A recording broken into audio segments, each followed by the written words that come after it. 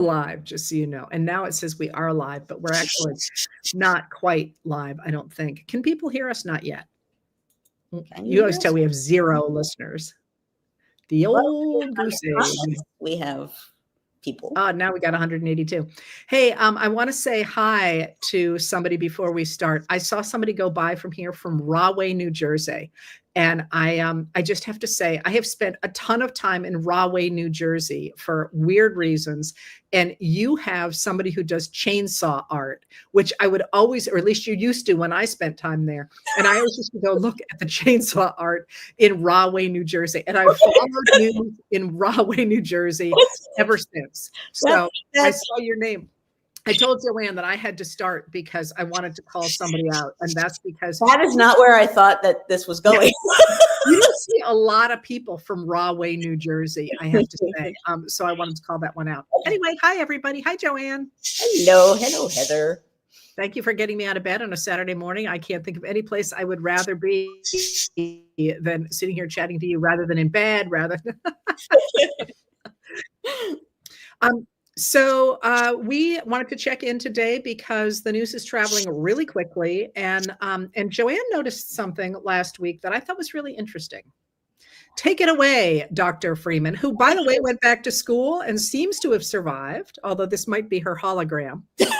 Bloody double. You gave me away. No, so what struck me last week, we were just talking about this before coming on. It felt to me as though there was like an energy shift this last week. It felt as though suddenly a lot of people with big platforms, like say the CDC, say Lisa Cook, say a lot of people with big platforms who in one way or another are being attacked, have been standing up and really saying something strong and bold and assertive and pushing back in a firm way, so that it did feel to me that there was an energy shift. There was a, in a good way, right? That there was a pushback of a sort that we haven't seen in that many different sort of venues at once. So and yesterday on my my podcast, that's what I was talking about, was that it felt to me like on a bunch of fronts, people were saying a lot more loudly, and people tend to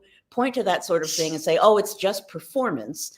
And one of the things that I think it's important to say is that at this kind of moment that we're in, performance matters, right? Performance is getting the public to see that there's an us, that there's a we, that there are people out there who have strong opinions. And if you agree with them, you suddenly realize that you're not just sitting at home alone doom scrolling, but that there are people out there in high places who are willing to stand up and push back. And I don't know, to me, last week stood out for that reason. And I think that really matters. And Rosie, the Resistance Bird, totally agrees. I was going to say. That's why I'm laughing. I'm like, Rosie's on board. So I had not thought about it that way last week. But the thing, once you said that this morning, because what we do is we sort of text back and forth what's on our minds. And once Joanne said that, I got thinking about what happened last night, which was this pig pile on whether or not Donald Trump was still among the living. And I thought that was absolutely fascinating from a political and a cultural standpoint, because, of course, what his people have always suggested is that he is immortal, that he is, this great autocratic leader. And one of the things you never admit about an autocratic leader is that they are weak. And certainly the media has played along with that, going as they have after figures like former President Joe Biden for his apparent decline in health, and never mentioning that Trump, you remember when he just stood on stage and swayed? I mean, come on. Well, right. But the fact that the American people, at least on Blue Sky, I didn't watch elsewhere because it was quite late at night, were just all over, is he dead yet? And that poking fun at him, it wasn't just, oh my God, something is happening, the way it was when he got COVID in the first term, which was, I remember seeing that news and going like, oh crap, because even if you don't like the president, you don't want the president to die. But this time around, it was like, it was a joke. It was funny. It was making fun of his health. It was a real balloon deflator, I thought. And what's interesting about that, actually, now that you've sort of put it in that context, is the best way to strike at authoritarians and wannabe dictators is to mock them, because they're all about fear. they live on fear, they rule with fear. And that's, that's a long-standing sort of fact. That's a way to sort of get under their skin. They can't deal with people making fun of them. So it's interesting, is I hadn't thought of it this way, but that is indeed, I saw some of this online last night too, when I was doom scrolling, lying in bed, as one does. But indeed, what I saw was people wondering if he was alive or dead, but in a, not in a cruel way, just in a sort of poking fun way. Like, oh, will we know? Can we tell? Who will tell us, kind of a way? And given what we were just saying a moment ago about the, as you put it, the zeitgeist, the mood shifting, I wonder if that's part of the same kind of feeling that something in the wind shifted this past week. Well, when you said that, that's what I thought of. And I would actually say that there was cruelty to it. And that mattered in a sense. I mean, who jokes about someone's death? Except in this case, there was that political edge to it, sort of saying, Right. he's not immortal. And, Right. And we're going to, there are all kinds of comments. I guess I shouldn't repeat them, I suppose, but I thought it was really an interesting thing, because at the same time, it's going to get under his skin and continue to bother him because he's not in good shape. JD Vance's comment last week about how, he's ready to step in, which was, JD Vance is over there shivving him, if that's how you pronounce that word. And I don't know how you can not pick up those nuances because Trump does it himself. So I actually thought there was a lot to it that was more about, like you say, this shift. But here's a question for you. What do you think has pushed that shift? It's a good question. I'm not entirely sure. I mean, we can sort of, I guess, talk this out. One of the things that to me was noteworthy was that, all of these leaders from the CDC resigned, and one had that very bold public letter statement. But what struck me was there was a walkout of the CDC, and people lined up on the sidewalk and cheered these people on as they left. That was the thing that struck me as being different, right? It wasn't just people resigning, people being pushed out. It was, oh no, now there were going to be all the people there on the streets, literally cheering these people on for standing up and saying what they were thinking. I don't know. I'm not sure why this happened, but that felt to me very different. There was we talked a moment ago about cruelty, but there was also kind of a, I don't want to say joyfulness. Yeah. But like abandon in a positive kind of a way. Like, okay, here we are. Like, no. So it's interesting you put it that way, because of course, one of the things that, I shouldn't speak for you, although you're older than me. I forget to remind you of that sometimes. But one of the things, how many weeks? Yeah. But one of the things that, the sayings that I learned probably in my 50s is that people create change when they can no longer accept the status quo. That is, I shouldn't say, we like it in everybody, but most people don't like change, and they tend to cling to the old until the change is going to be obviously less painful than staying where you are. And the CDC is a great example of that, because of course they've just had that horrific terrorist attack. There's still bullet holes in the windows of the CDC. And so clearly for the people at the CDC, they're like, screw it. Whatever's coming next cannot be worse than where we are now. So we're going to throw our weight in that direction. And that may, in fact, be one of the things that is happening as I see it, as increasingly it looks like the Trump administration and MAGA Republicans are losing their grip on the American people. We know that from the polls that show real dissatisfaction with the Trump administration and the Trump administration's policies. You're seeing things like JD Vance out there saying he's going to define the budget reconciliation bill for Americans before the Democrats get to it. Americans hate that bill. They always hated it. Now it's a law. I'm sorry. They hate the law. They've always hated it. And they know it's taking away their health care and driving costs up. So that ship has sailed.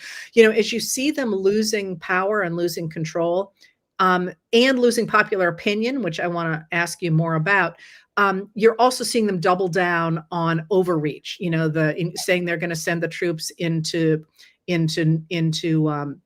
Boston, for example, and doing all the things that they are doing. But if somebody pointed out, empires sending troops to Boston rarely has worked well. You would think that anyone with like a teeny weeny bit of historical awareness, just, I don't know, Boston Tea Party, Boston Massacre, the things that have Boston as part of their title. Yeah, but I mean, really, on a more serious level, when you take that kind of an extreme action, it gives people something to stand against that it almost feels as though you can't not stand against it, right? It's so in your face. It's such a violation. It's so extreme. It's part of what we're saying this morning, I guess. It's so extreme that in a way, how can you not push back? How can you not say something? And maybe that's some of what we're seeing now too. Well, so yeah, so it feels to me in part that people are like, well, screw it. They're so overreaching. We're going to join together. And very weirdly, this came up in my life this week when I wrote a piece on Ruben Salazar, who was was killed on August 29th, 1970. He was a journalist a Latino journalist in Los Angeles. And in the course of researching what I was writing, there was a now filmmaker named Moctezuma Esperanza who was part of the movement, the Chicano movement that Salazar was covering when he was killed. And he said something that really leaped out to me and that I couldn't use in what I was writing. But somebody said to him, he's an older man now, and somebody said to him, "Oh, you've lived through so much and it must have been so terrible." And he said, "Oh, no, we were lucky because facing what we did with the attacks on the Chicano movement forced us to define who we were." Forced us to figure out what we cared about and what things meant in our lives. And think of all of us, and he, of course, is an award-winning filmmaker. Think of all of us who went on to become defining figures in our field and in the United States. And that's because we went through this period of this repression that forced us to define who we were. And that totally jumped out to me because, in effect, that's sort of what you're saying about what's happening now. Right. No, that's really interesting. And that is true.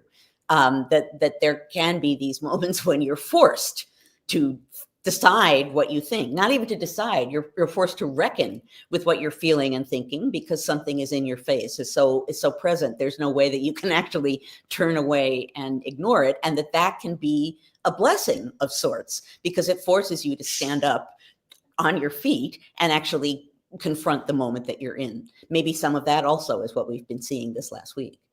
It really jumped out to me, and this was many years after it, that he used the word lucky.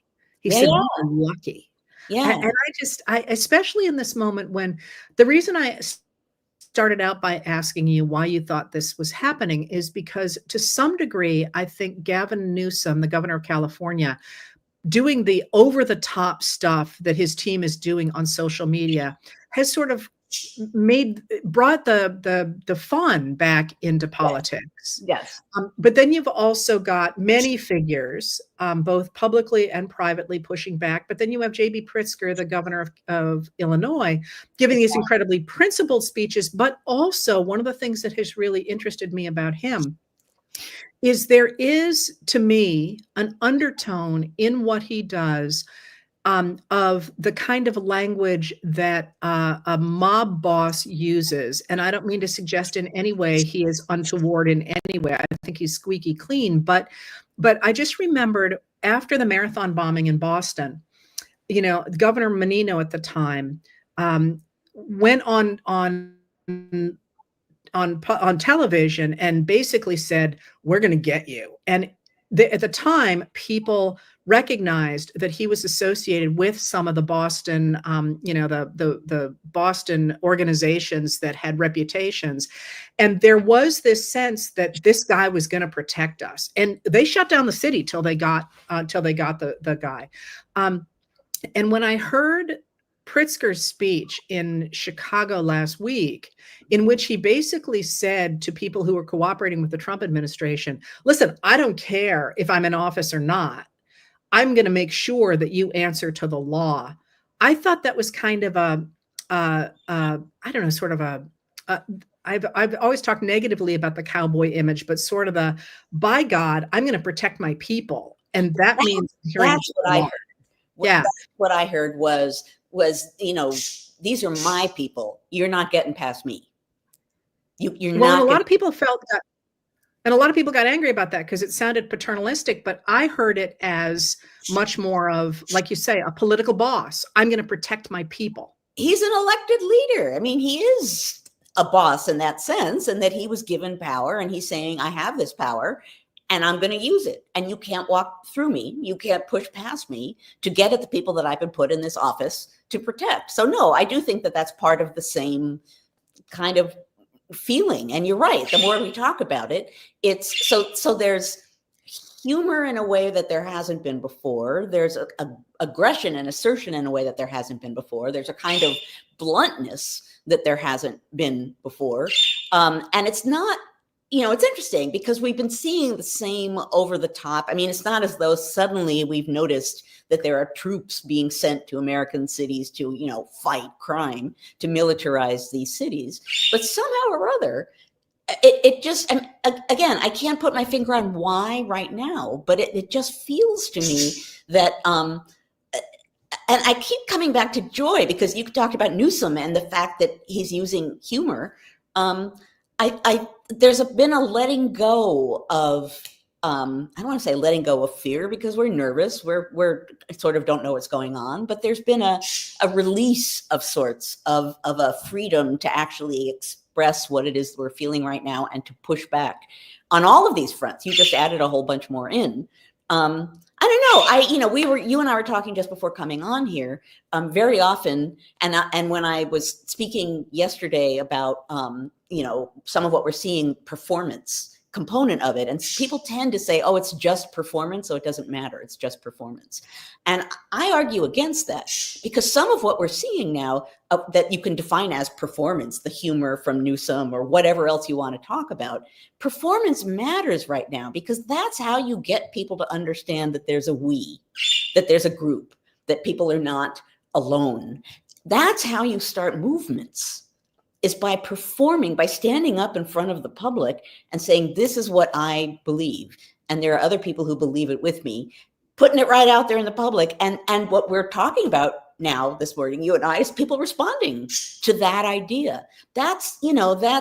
I'm an early American historian. When I think about the American Revolution, that's what I think of, is the American revolutionaries who didn't have a lot of power, who, didn't even necessarily really have an army. They were trying to create one. They were not strong, but what they had was the strength of their convictions and their absolute willingness to stand up and do things in a very public, symbolic way to make a point. And other folks who agreed with them and were angry about British rule at that moment, they saw it, they got it. I mean, we were talking last time we did this about Liberty polls, right? And you were like, they put up a poll? I was like, yes, they put up a poll. But that has a power if it's a sign of resistance and it's seen as such. And then, the people you're resisting try to knock it down. That suddenly has a real power to it and can wake people up, which is some of what we're talking about this morning.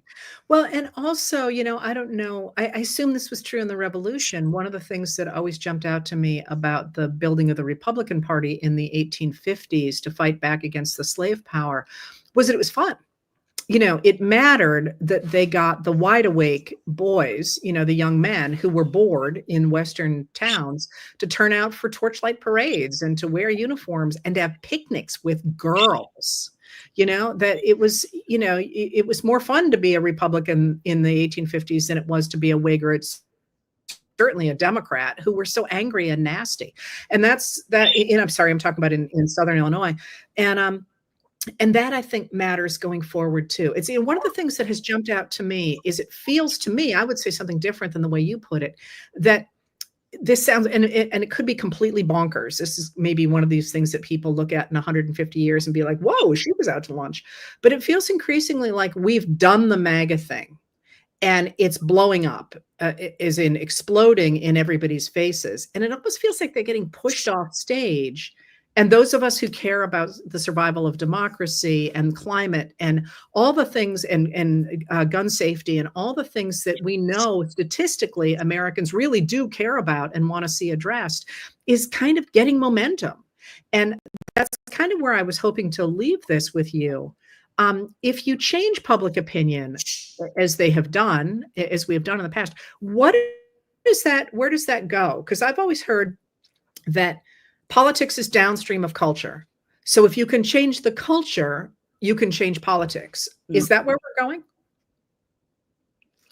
I mean, I fervently believe in that, right? And political figures understand that, right? I mean, like, go all the way back to my time period, and when the Federalist Party was like, keeling over and kind of dying on the national stage, what did they try to do? They tried to grab at culture and get presidents into universities, and like did a bunch of things to try and claim culture as a way of getting back into power. So, I mean, maybe that's part of. What period was that? I mean, what years? That is the early 19th century. That is right after Jefferson becomes president. So it's interesting because, of course, that's when we get the rise of the Democratic Review in the 1830s to tell people how to be Democrats. And that's Walt Whitman and Nathaniel Hawthorne and that's a little late, the Democratic. Yeah. Yeah. That's okay. But okay, no, guys. Sorry, that was a rabbit hole. That was a historical rabbit hole. That was our rabbit hole. Heather. That's right. That's what we do. I don't know. I am finding hope in this moment. I suppose is part of what I'm feeling, based on nothing other than what the mood feels like to me. That there's more, and maybe some of it is a sense of fun or joyfulness. Maybe some of it is a sense that, as you put it, in some ways, MAGA is being a little bit pushed off stage because other people are actually stepping onto the stage full swing to be loud and to be open and to push back in a way that we haven't seen with this much energy in this many ways at once. I don't know. This is, and Rosie, the resistance bird, is like right in on it. She agrees totally. I don't know. This strikes me as a really dynamic wise, really interesting moment. And given that we're in so many ways, unprecedented times, given that we're in this moment of what I have said 800,000 times, a moment of extreme contingency, anything that we're noticing like this, it matters. It's worth noticing, it's worth watching, and it's worth thinking about where it goes and what we can do to contribute to where it's going. Yeah, it's funny you're talking, and I'm thinking that somebody this week sent me just some spectacular resistance posters, and I'm like, this is it. I mean, this is exactly what we've been talking about, is people stepping up to the plate. And they, they're actually in the back of my car because I'm going to get them framed. They're really beautiful. And you think about the role of art and literature and music and people stepping up to the plate, and and the resistance places where people are dancing in the streets. I mean, God, I really hate to say, like the filmmaker did, that we are lucky in this moment, because God knows none of us wanted it.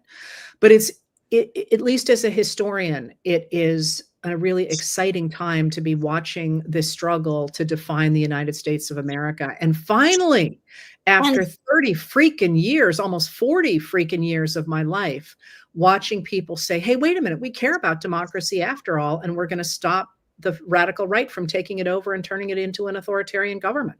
And here's the thing, awareness is a blessing. Awareness is something that you should feel lucky to have. An awareness of what's going on, an awareness of what's happening, and the awareness that we can come together and do something about it. Like, all of those things are blessings, and all of those things are easy to forget. And if part of what you and I do, Heather, by appearing here every week or so and talking in the way we talk, is to keep drumming home for people this awareness that there's an us, that there's a we, that many people feel the way that you and I do, the way that people beaming in here do, and that you can seize this moment and seize this energy and push back and take hope from it. That matters enormously. Amen. Amen. Amen is right. Somebody's just asked if I would share the resistance posters. I will do that. I'm gonna get them framed first. Oh, and someone asked earlier, and I will answer the question. Several people asked, "Do I have a podcast?" I do. Friday mornings, History Matters, and so does Coffee. And which where it is. I know. Well, so at the we moment, Joanne, we suck at the advertising stuff. I know. Ultimately, it's going to be based on my YouTube channel. Okay, so ultimately you'll be able to find it there. Right now, you can find it at ncheteach.org/conversation. ncheteach.org/conversations every Friday, 10 a.m. Eastern time. And we're moving towards our 300th episode. I've been doing it that long. So anyway, it's another venue. And let me just add, you have to click through, but it's free. And I don't think they take they don't take your name or anything, do they? No. It's just a technological issue, which is shocking that we have one. Anyway, traditionally Labor Day is the end of summer in Maine, although it feels like it ended weeks ago here. It's been so cold, but it is a beautiful day. And I hope you get out in New York and enjoy the outside there. I'm going to the farmer's market. Oh, excellent. What you going to get? Peaches. Ooh. Oh, you get New Jersey peaches, don't you? Yummy. Yeah. So I just have to. What's that? Garlic scapes. Oh, yes. Okay. I mean, I assume we have them. I don't use them in cooking. I actually have a tragedy in my life. I had tomatoes to die for. I had like 16 cherry tomato plants, and I was going to be good. Cherry tomatoes actually make fabulous sauce, as well as being eaten raw. I mean, and I went into my house a few days ago, and I could have gone into business. And the next morning I came out and I had nothing but stalks. Nothing but stalks. The freaking deer had eaten them all. I'm so angry. So I also have to go to the farmer's market or down the street to get tomatoes because we'll be getting tomatoes too. Next time I will have my a photo of Rosie the resistance bird ready, because people are saying, show us the bird. I will show you the bird the next time. I have a very appropriate Rosie the resistance bird image that I can. All right. Have a wonderful weekend, Joanne. It's lovely to see you, and we'll touch base on next week. We will. Love you. Love you too. Bye. Talk to everybody later. Bye.